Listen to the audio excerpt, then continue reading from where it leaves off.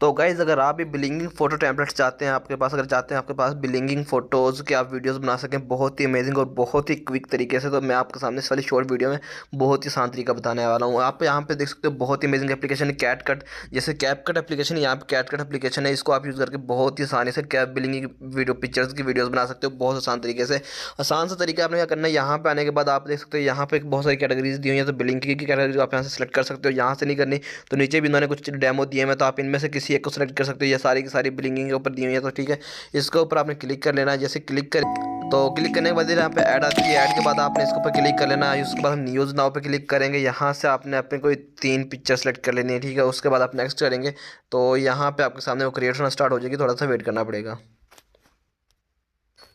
तो गाइज़ ये हमारे सामने बन के वीडियो हमारी तैयार हो चुकी है। तो इस तरह से आप यहाँ पे बना सकते हो बहुत ही अमेजिंग वीडियोज़ फोटो ब्लिंकिंग के साथ। तो होप्स आपको आज की वाली वीडियो अच्छी लगी होगी।